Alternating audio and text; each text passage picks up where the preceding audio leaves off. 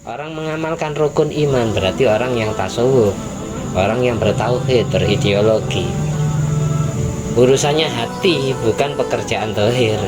Hati rukun Islam itu pekerjaan badan kita yang kelihatan mata itu pekerjaan jasmani. Kalau rukun iman pekerjaan rohani. Ketika dua pekerjaan jasmani rohani digabung jadi satu, namanya ihsan. Paham?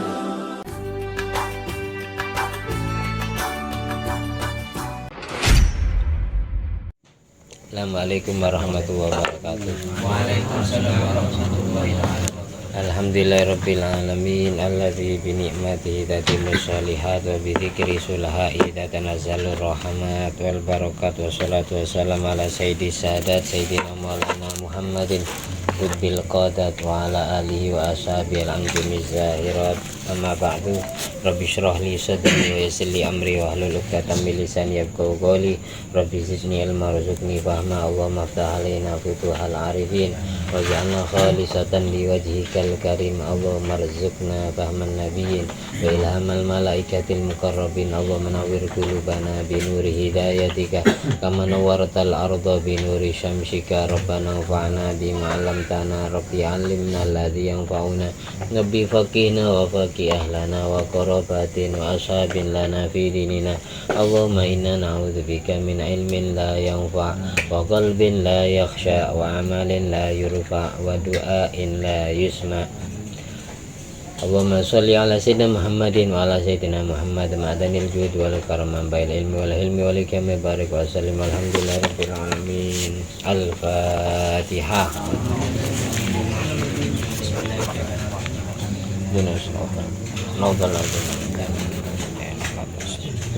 Bismillahirrahmanirrahim. Sekarang kita sampai di bab Kutubul Ghazali, karya-karya tulis Imam Muhammad bin Ahmad At-Tusi Al-Ghazali. Tiada ulama itu baca tasdid Ghazali, ada yang baca Ghazali. Ghazali itu apa? Karena nisbat kepada orang tua beliau, namanya Muhammad juga. Jadi beliau ini punya nama Muhammad bin Muhammad, apanya Muhammad, kakeknya juga Muhammad bin Muhammad, terus baru buyutnya bin Ahmad At-Tusi. Nah, yang Muhammad bin Ahmad At-Tusi ini muridnya Syekh Abu Ishaq Asy-Syirazi kemarin yang kita bahas sejarahnya. Jadi mbahnya Imam Ghazali itu muridnya Syekh Abu Ishaq Asy-Syirazi. Karena ayah beliau ini seorang penenun kain wol, kain suf, kain yang terbuat dari bulu domba. Jadi pekerjaannya ghazli suf. Jadi beliau dijuluki Ghazal, nisbat ke ayahnya yang tukang tenun kain wol. Ada yang bilang suf itu pakaian ulama sufi dulu. Oleh karena itu istilahnya orang-orang tasawuf itu ada yang mengistilahkan karena orang tasawuf, orang sufi, ahli toreko, ahli penghafal ilmu, ahli hikmah itu pakainya pakai kain wol. Ada yang bilang nisbat kepada tasfiyatil qulub, karena seorang sufi itu harus membeningkan, menjernihkan hati. Tapi Imam Ghazali sendiri tidak mau dibilang tasdid, tidak mau, karena beliau itu bilang, saya ini Ghazali, bukan Ghazali, katanya beliau. Tapi ulama-ulama dan semuanya itu memviralkan Ghazal, tidak mau Imam Ghazali tanpa tasdid. Kalau tanpa tasdid nisbat ke Huzalah, nama sebuah kampung yang berada di Tus itu daerah Iran sana. Jadi ada yang bilang gitu nisbat. Jadi bisa, intinya kesimpulannya bisa dibaca tasdid Ghazali, bisa dibaca ghairi tasdid, tanpa tasdid Ghazali. Ghazali itu lakopnya, julukannya. Kalau panggilannya Abu Hamid karena anak beliau, anak pertamanya bernama Hamid, masih muda wafat, masih kecil wafat, anak laki-laki.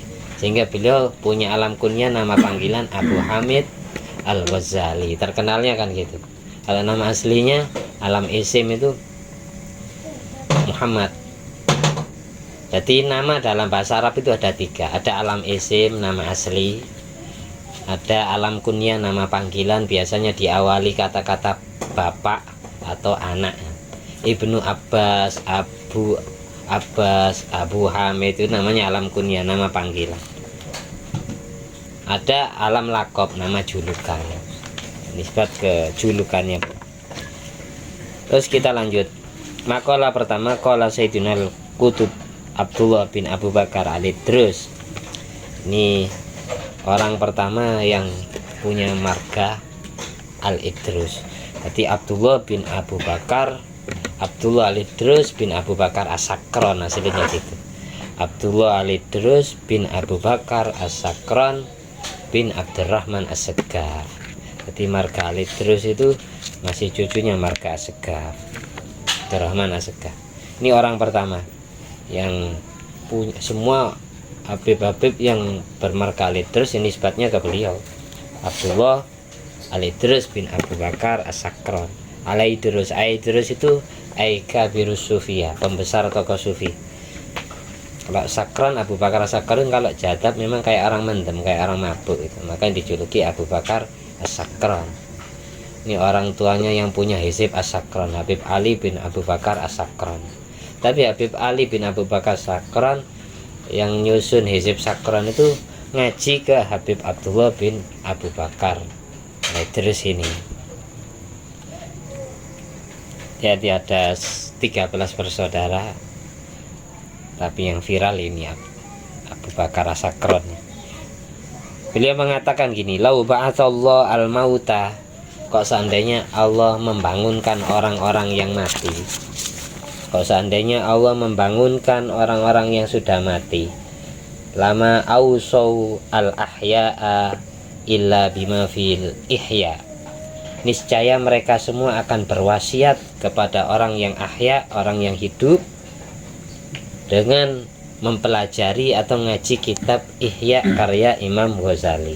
Katanya beliau, kok seandainya Allah membangkitkan orang mati lagi untuk hidup kembali, niscaya mereka akan mewasiati semua orang yang hidup agar mempelajari kitab Ihya Ulumuddin karya Imam Abu Hamid Al-Ghazali.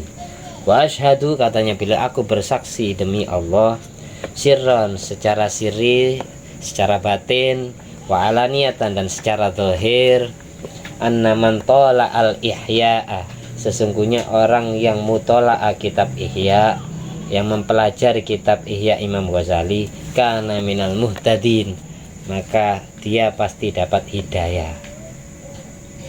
Dikisahkan pula Imam Syarafuddin An-Nawawi rahimahullah ta'ala, beliau mengatakan kadal Ihya ayyakuna Qur'anan, hampir saja kitab Ihya itu menjadi Al-Quran. Karena apa beliau mengatakan gitu? Hampir semua ayat yang ada di Al-Quran 30 juz itu terkutip, terbahas di dalam kitab Ihya Ulumuddin, berjilid 4 jilid. Kalau syarahnya Ittihafu Sadatil Muttaqin, itu dibawa orang satu nggak bisa. Ada berapa jilid Ittihafu Sadatil Muttaqin? Kalau beli Ittihaf, kitab matannya saja, kitab tasawufnya itu 4 juz, kitab matannya itu ada 15 juz. Ittihafu Sadatil Muttaqin itu syarahnya kitab Ihya.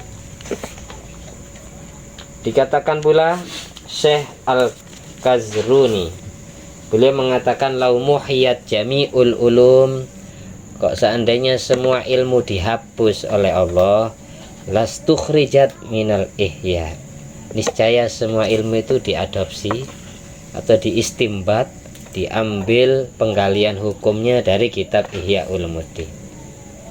Padahal beliau ini bukan anak cucu Nabi, tapi karya tulisnya diakui oleh semua ulama di seluruh dunia.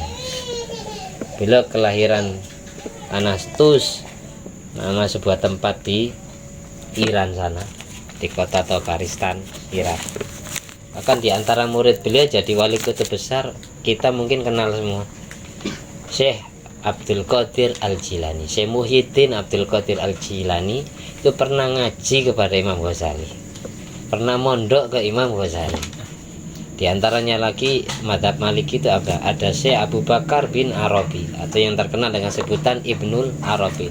Itu muridnya Imam Ghazali, langsung ngaji ke Imam Ghazali. Kalau mengenai makam Imam Ghazali, sejarawan itu hilaf. Ada yang bilang wafat di Baghdad, Irak. Ada yang bilang di Tanah Tus, tempat kampung beliau. Karena apa? Kitab Ihya ini sangat istimewa. Imam Ghazali itu setelah mancanegara, setelah berkelana kemana-mana, ngajar ilmu di mana-mana. Kalau di Baghdad itu ngajar di Madrasah An-Nizamiyah, di situ beliau terkenal. Setelah itu beliau pulang kampung, berkholwat selama 11 tahun, tidak keluar dari kamar. Ngapain? Setelah keluar, baru mempublikasikan karya tulis baru beliau yang berjudul Ihya Ulumuddin. Jadi Ihya Ulumuddin itu ditulis 11 tahun, nggak sembarangan. Jadi 11 tahun beliau nggak keluar dari rumah. Santri-santri yang ingin ngaji itu dipending dulu, karena beliau sudah minta izin suruh ngaji kepada santri-santri yang senior, karena sudah alim semua santri-santri senior, suruh ngaji kan. Beliau fokus nulis ilmu atau kitab karya tulis terbaru yang kemudian disebut kitab Ihya Ulumuddin. Ini 11 tahun khalwat uzlah, menjauh dari keramaian manusia, nyepi sendiri Imam Ghazali.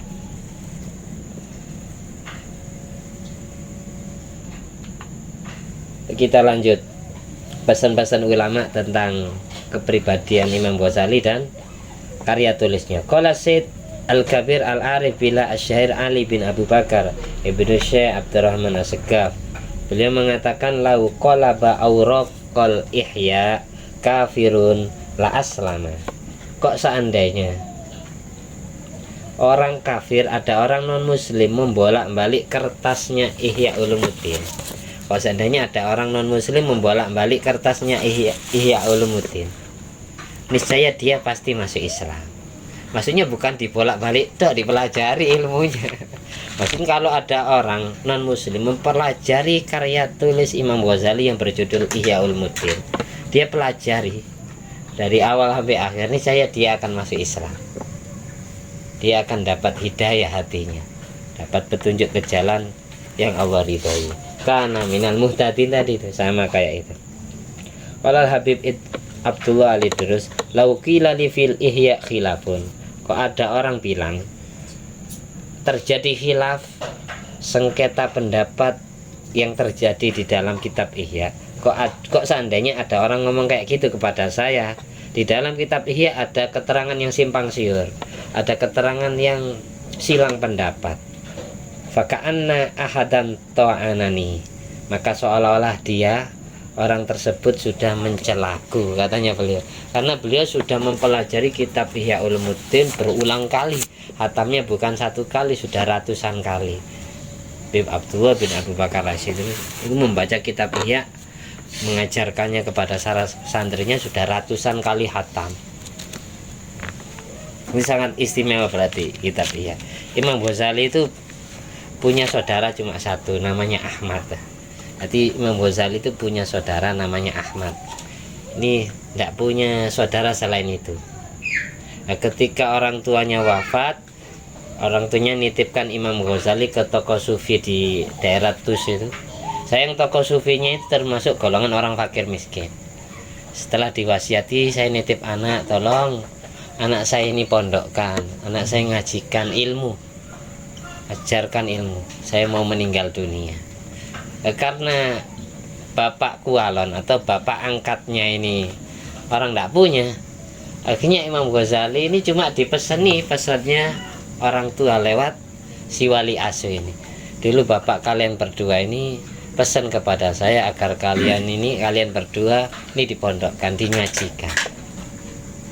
Di antara guru beliau itu Syekh Qadhi Abu Bakar Al-Baqillani, terus Imam Muhammad bin Abdul Malik Al-Juwaini, atau yang terkenal dengan sebutan Imam Haramain.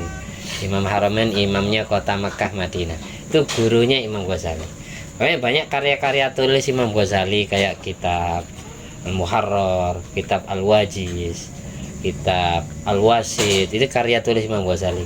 Ini intisari karya tulisnya Imam Haramain yang berjudul Nihayatul Matlab fi Dirayatil Madhab. Imam Haramain itu diantar. Bahkan pernah Imam Ghazali ini ngarang kitab tentang usul fikih. Tentang usul fikih. Terlalu terburu-buru kata Imam Haramain. Engkau sudah menguburku dalam keadaan aku masih hidup, wahai Ghazali. Kenapa kamu itu kok terburu-buru ngarang kitab itu? Nanti santri saya habis. Ngajinya ke kamu. Saya tidak ada orang yang mau ngaji ke saya lagi. Kamu terburu-buru mengubur saya sebelum saya meninggal dunia. Kata Imam Ghazali, Dafintani qabla mauti. Engkau menguburku sebelum aku mati. Kata Imam Haramain. Ilmunya sudah mengalahkan gurunya dari saking alimnya. Sudah jadi lautan ilmu. Makanya julukan beliau Hujjatul Islam. Jadi hidup beliau ini mulai kecil ya fakir miskin. Karena bapak asuhnya atau wali angkat, orang tua angkatnya ini orang tidak punya, sehingga beliau itu mondok atau ngaji sambil kerja. Makanya Imam Ghazali mengatakan, saya awalnya dulu ketika menuntut ilmu tujuannya karena dunia. Dengan memperbanyak karya tulis saya akan banyak uang. Lambat laun saya sadar, saya robah niatan saya karena akhirat. Imam Ghazali dulu karena anaknya orang tidak punya, jadi mondok ngaji sambil kerja, sambil nyari mata pencarian buat pangannya. Dulu pernah Imam Ghazali ini mau ngimami sholat ya, beliau nulis kitab ya, pas di bab haid nerangkan darah wanita, darah haid, istihadah dan nifas ya. Makanya sebelum tuntas terburu adzan maghrib. Akhirnya Imam Ghazali jamaah dengan santri-santrinya. Mau takbir, adiknya yang bernama Ahmad itu nyindir, saya tidak mau bermakmum kepada imam yang najis. Tidak sah sholat saya. Disindir gitu. Karena waktu itu sebelum takbir Imam Ghazali kebayang ilmu bab haid itu. Kan haid nerangkan darah. Disindir gitu sama adiknya. Akhirnya Ahmad bin Muhammad Atusi disuruh maju, adiknya suruh jadi imam. Imam Ghazali kesindir, mau takbir adiknya nyindir kayak gitu. Saya tidak mau bermakmum kepada imam yang najis ya. Karena pikirannya tidak fokus ke Allah. Kalau sudah orang sholat itu menghilangkan semuanya isinya alam semesta ya. Hanya fokus menghadap kepada yang menciptakan alam semesta, yang memberikan ilmu. Imam Ghazali waktu itu ngelamun. Nah, konsen karena bab yang ditulis, ilmu yang ditulis belum tuntas dapat satu bab, terus disindir karena ngelamun kebayang darah haid itu. Disindir gitu sama adiknya. Mau sholat kok mikiri darah. Disindir gitu langsung ngerti Imam Ghazali, adik saya nyindir saya ini. Adiknya mukasyafah, jadi bersih hatinya, bisa membaca pikiran orang lain. Masalah kalau kita kan kadang ya kayak gitu, sebelum sholat kehilangan sesuatu, ketika sholat baru ingat kan. Tapi umumnya kalau ada yang ketika nising ya baru ketemu iling kan. Tapi ketika sholat itu kadang pengaruh. Jadi kalau orang-orang sufi itu bau, kayak Imam Ghazali mikiri darah, ya bau darah. Indra batinnya bau darah. Jadi dianggap najis secara batin, bukan secara zahir. Kayak gitu. Makanya kalau Imam Syafi'i, air mustakmal juga tidak boleh dipakai. Air yang sudah dipakai wudhu tidak boleh dipakai lagi. Namanya air mustakmal. Tidak boleh dipakai sesuci, mensucikan najis, untuk mandi atas besar, dan untuk wudhu lagi tidak bisa kalau belum sampai 2 kolah. Air yang sudah dipakai bersesuci itu tidak bisa dipakai lagi, namanya air mustakmal. Kenapa Imam Ghazali, Imam Syafi'i seperti itu? Tidak mensahkan wudhu atau sesuci toharo apa saja dengan air mustakmal. Sedang Imam Abu Hanifah, Imam Nu'man bin Sabit memperbolehkan pakai air mustakmal. Karena Imam Syafi'i juga mencampurkan fikihnya dengan ilmu sufinya, tasawufnya. Karena Imam Syafi'i kelihatan setiap ada santrinya yang wudhu, air yang netes dari wajah itu kelihatan kotor secara batin, meskipun secara zahir bersih. Kotor dengan apa? Dosa-dosanya orang yang wudhu itu rontok, dosanya wajah, dosanya mata, hidung, mulut, telinga, kepala. Kepala termasuk hati.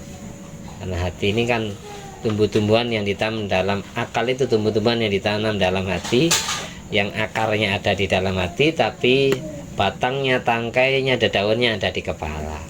Jadi orang mikir itu di sini terasanya, bukan di sini. Tapi atas getaran ini semua kan. Terus dosanya kaki luntur.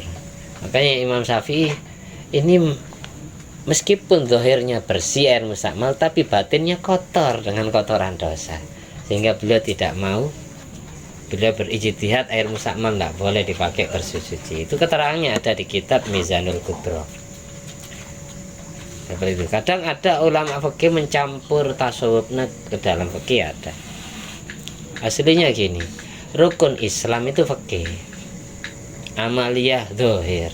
Rukun iman itu tasawuf dan tauhid, amaliyah batin. Kalau ihsan berarti orang yang menggabung, mengamalkan rukun iman dan rukun Islam sekaligus, itu namanya ihsan. Sehingga disimpulkan dalam bahasanya Rasulullah, anta budallah ka'annaka tarah fa illam takun tarahu fa innahu yaraka. Sembahlah Allah seolah-olah engkau melihatnya. Jika engkau tidak bisa melihat Allah, maka pasti Allah lihat kamu. Jadi ketika ada orang amalia dohir digabung dengan amalia batin, itu namanya ihsan. Ketika orang hanya ngelakoni rukun Islam, yang penting sholat, yang penting zakat, yang penting haji umroh, yang penting puasa Ramadan, itu namanya mengamalkan fikih. Orang mengamalkan rukun iman berarti orang yang tasawuf, orang yang bertauhid, berideologi. Urusannya hati, bukan pekerjaan dohir. Hati rukun Islam itu pekerjaan badan kita yang kelihatan mata, itu pekerjaan jasmani. Kalau rukun iman pekerjaan rohani. Ketika dua pekerjaan jasmani rohani digabung jadi satu, namanya ihsan. Paham ya? Ada hadis itu malaikat Jibril nyamal sebagai orang, sebagai manusia. Hadis riwayat sahabat Sayyidina Umar bin Khattab. Ngetes Rasulullah, tanya tentang Islam, dijawab sendiri, tanya dijawab sendiri. Tentang iman, tanya dijawab sendiri. Terakhir tentang ihsan, terus tentang hari kiamat dan seterusnya. Setelah malaikat Jibril pergi, Rasulullah tanya, apakah kalian tahu siapa barusan yang duduk menanyakan ilmu kepadaku? Ketika tanya tentang hari kiamat, Rasulullah tidak jawab. Rasulullah tidak jawab. Bukankah orang yang bertanya lebih tahu daripada orang yang ditanyai? Masailu anha mal mas'ul anha bi'a'lama minas sa'il. Bukankah orang yang ditanya itu tidak lebih tahu daripada orang yang bertanya? Intinya gitu. Tapi kalau yang lain sama Rasulullah, setelah Rasulullah dijawab dibenarkan, setelah dijawab sama Rasulullah dibenarkan. Akhirnya sahabat aneh, wangki aneh, tanya ilmu dijawab terus membenarkan, kayak enggak tanya, ngetes ini. Tapi ketika tanya tentang hari kiamat, Rasulullah enggak jawab. Jawabannya tadi, mal mas'ulu anha bi'a'lama minas sa'il. Orang yang bertanya yang jelas lebih tahu daripada yang ditanyai. Nah, itu malaikat jelasnya dikasih tahu sama Allah kapan hari kiamat. Kok tanya ke manusia? Katanya Rasulullah gitu. Kok sampai ke sana? Intinya gitu. Imam Ghazali wasiat terakhir, beliau setelah menunaikan sholat subuh, Imam Ghazali terasa akan meninggal dunia. Ini riwayat adiknya sendiri. Adiknya itu cerita, kakak saya itu ketika mau meninggal masih sempat wudhu. Setelah wudhu baru sholat fardu subuh. Setelah selesai sholat subuh, dia meminta, alayya bil kafan, tolong ambilkan saya kain kafan. Setelah kain kafan diambilkan sama adiknya, diciumi sama Imam Ghazali, sam'an wa ta'atan bidukhul alal malikil ghafur. Sam'an wa ta'atan, saya taat untuk masuk, untuk bertamu kepada Tuhan yang merajai alam semesta. Jadi setelah itu sempat ba'du ashabi, sebagian santrinya ada yang minta wasiat, au sini ya imam, tolong kasih wasiat kami, wasiat terakhir. Imam Ghazali berulang-ulang, alaikum bil ikhlas. Suruh wasiat lagi, alaikum bil ikhlas. Suruh wasiat lagi berulang kali, yukarrirwa. Bila mengulang-ulangi kata-kata, jadilah kalian orang yang ikhlas itu. Jadi pesannya Imam Ghazali terakhir sampai beliau wafat. Pesannya cuma jadilah manusia yang ikhlas. Ikhlas itu berarti apa? Ya murni karena Allah, karena mencari ridha Allah, bukan karena makhluk ciptaannya. Makhluk ciptaan, tapi kalau Rasulullah ya tetap dikatakan ikhlas, karena Rasulullah ini makhluk yang istimewa. Makanya ada hadis, dulu ada sahabat Qais hijrah ke Madinah karena mengejar seorang wanita. Ketika hijrah dari Mekah ke Madinah ini ngejar janda yang cantik karena suaminya tidak masuk Islam. Ini mau saya nikah ya. Akhirnya disender sama Rasulullah. Ini hadis riwayat Abu Hurairah. Innamal a'malu binniyat wa innamal likulli imri'in ma nawa. Sesungguhnya amal perbuatan tergantung niat. Ini kan hijrah dari Mekah, bukan hanya ibadah. Hijrah termasuk ibadah demi menegakkan agama. Dan setiap orang mendapatkan apa yang dia niatkan. Faman kanat hijratu ilallah wa rasuli wa hijratu ilallah wa rasuli. Barang siapa yang hijrahnya, yang niatan ibadahnya karena mencari ridha Allah atau mencari ridha Rasulullah, membahagiakan hati Rasulullah, maka dia dapat Allah dan dapat Rasulullah. Berarti masih kategori orang yang ikhlas. Kalau Allah ridha, berarti Rasulullah ridha. Kalau Allah ridha, berarti orang yang diridhoi Rasulullah itu dapat syafaat dari Rasul.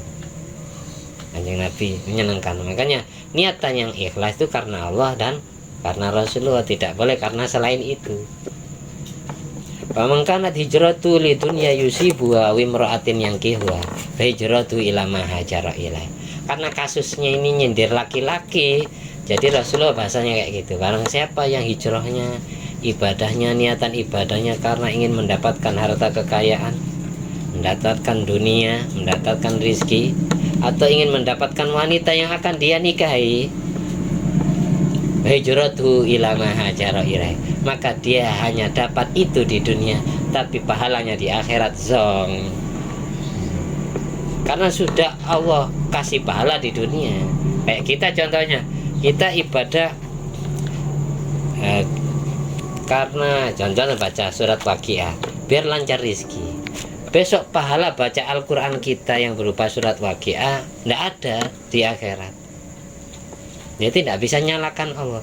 Ya Allah, saya baca Waqiah setiap malam, setiap hari saya baca Waqiah. Kenapa kok di catatan amal saya kok tidak ada pahalanya? Kok so? Sudah saya ganjar di dunia. Kamu kan baca Waqiahnya karena ingin mendapatkan rizki, bukan karena ingin mendapatkan ridhoku. Sudah saya ganjar di dunia, kamu saya lancarkan rizkinya, kamu saya bikin kaya. Jadi ya gitu.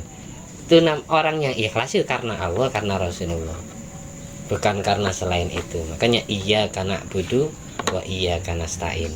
Hanya karenamu lah ya Allah aku beribadah, bukan karena selainmu. Wa iya karena stain, dan hanya kepadamu lah aku mencurahkan isi hatiku. Wa iya karena stain. Jadi ibadah dulu baru doa. Jadi ayat Fatihah wa iya karena budu wa iya karena stain, kesimpulannya orang itu sebelum doa sholat dulu. Sholat dulu baru doa. Jangan doa dulu sholatnya belakangan. Jadi iya karena budu dulu baru iya wa iya karena stain. Itu adabnya gitu. Saya dulu pernah dipesani kiai saya, Kiai Ahmad Abdul Jalil, nek katik ndongakno wong iku ojo gelem nek tepak awakmu rokokan, utawa ketika awakmu mari rokokan. Donga paling mandi mari sembahyang. Nek katik ndongakno wong intine itu wudhu dulu, salat dulu baru mendoakan. Jangan pas ketika rokok ndongakno. Aku enggak mandi. Makanya Nabi Abdul Jalil istiqomah sebelum doa beliau selalu siwakan pakai kerah bajunya. Karena diantara keistimewaan bersiwak, sikat gigi itu iso mandikno donga, mustajabud dakwah. Makanya sebelum doa itu sunat siwakan dulu meskipun pakai kerah baju. Masa harus kayak kayu siwak?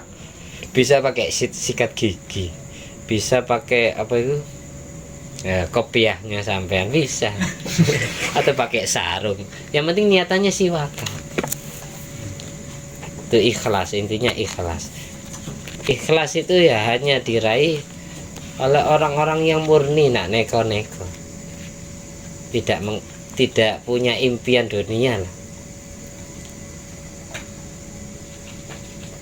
Innahu min ibadina mukhlisin, ada yang bacanya mukhlasin.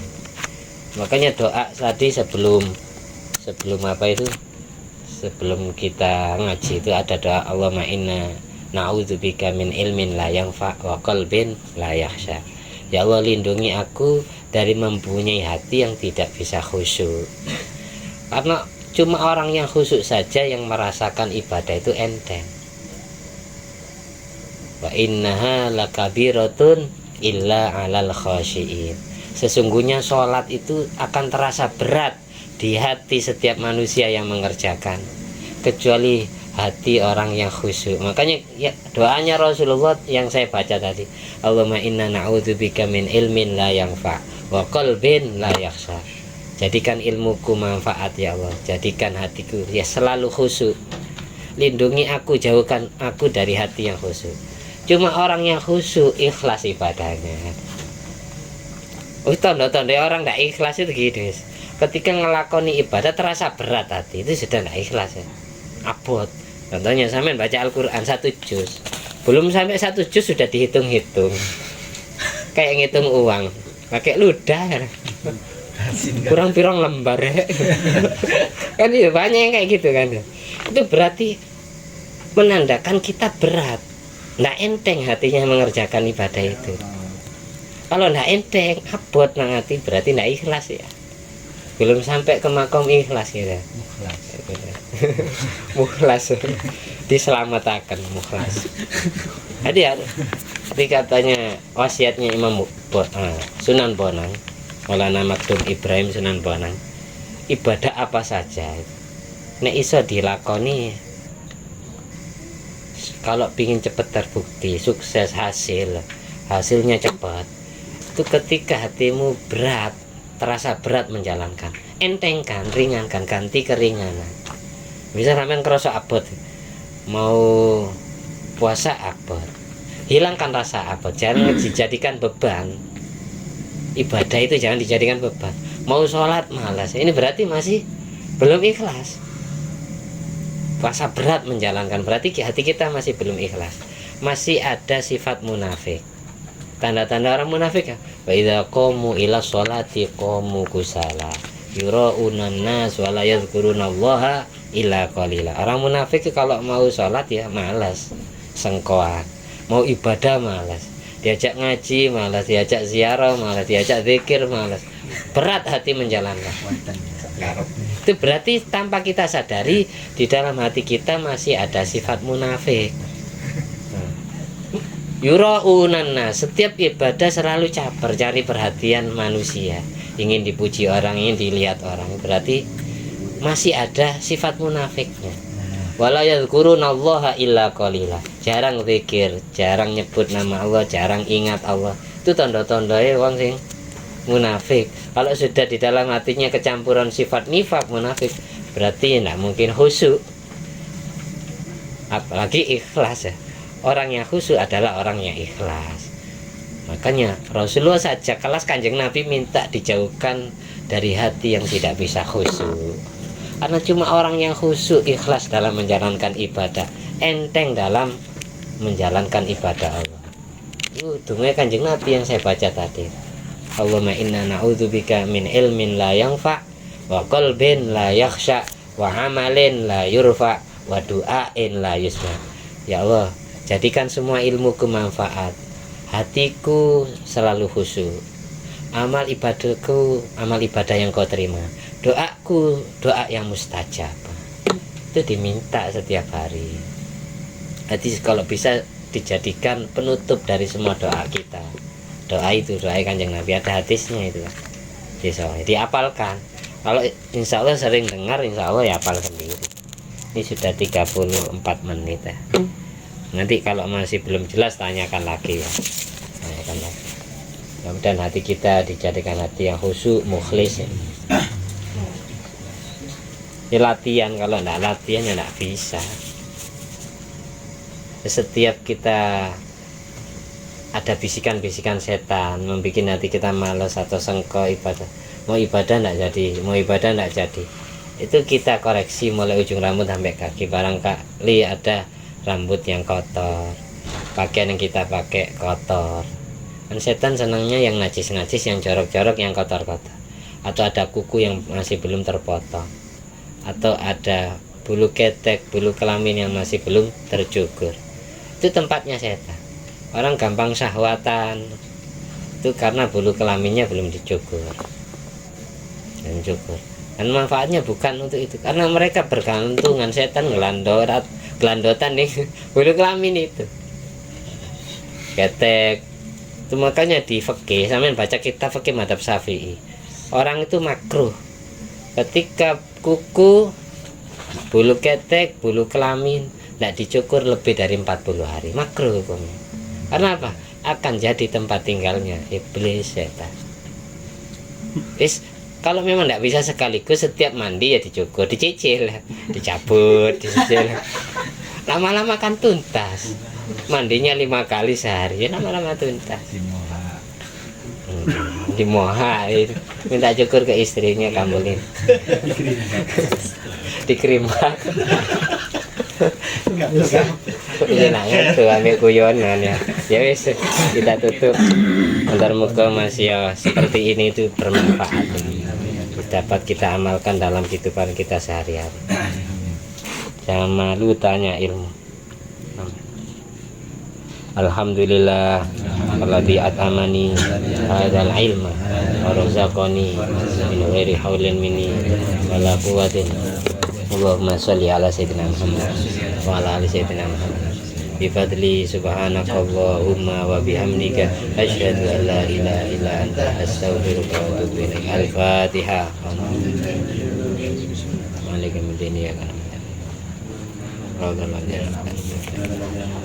Wadli subhana rabbika rabbil izzati amma yasifun wa salamun alal mursalin walhamdulillahi rabbil alamin.